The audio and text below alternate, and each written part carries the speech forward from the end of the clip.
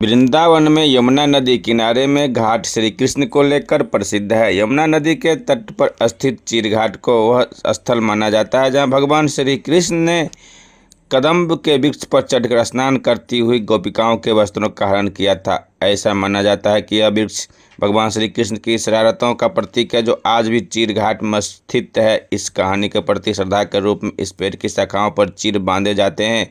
वास्तव में इस वृक्ष विशेष की ऐसी ख्याति है कि लोग आज भी इसकी पूजा करते हैं और प्रसाद बांटते हैं।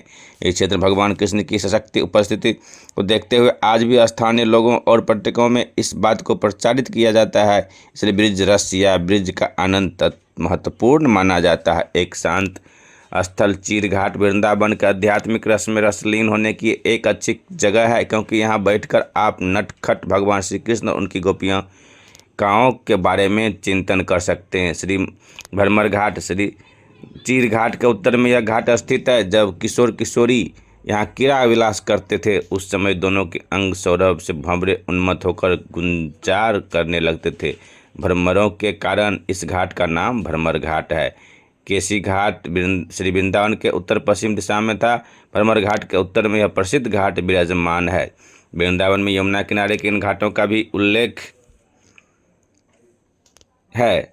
मदन टेर घाट, रामगोपाल घाट, नाभा घाट, करौली घाट, धूसर घाट, नया घाट, श्री जी घाट, चूरवाला घाट, नागरीदास घाट, भीम घाट, टेहरीवाला घाट, नागरदास घाट, वर्धमान घाट, बरवाला घाट, रानापत घाट, गंगा मोहन घाट, गोविंद घाट, हिम्मत बहादुर घाट, पंडावाला घाट, टिकारी घाट स्थित है। समय के बदलाव और विकास के नाम पर इनमें से अधिकतर घाट अपना अस्तित्व खो चुके हैं।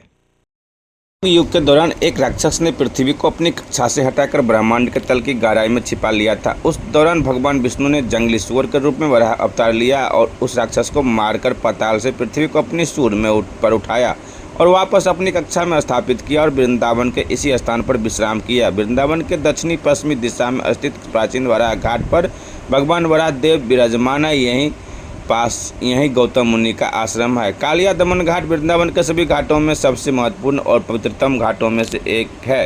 इसी घाट पर कृष्ण के जीवन और काल से जुड़ी एक बड़ी ऐतिहासिक घटना घटी। भगवान श्री कृष्ण जब अपने सखाओं के साथ यमुना किनारे खेल रहे थे, उनकी गेंद यमुना में पहुंच गई। उस समय यमुना में कालिय नाग रहता था, जिसके कारण यमुना जल विषैला हो गया था। कोई भी यहाँ यमुना में नहीं उतरता था। भगवान तो अपनी लीला करनी थी। गेंद लाने के बहाने यमुना में छलांग लगा दी। सखाओं में हड़कंप मच गया।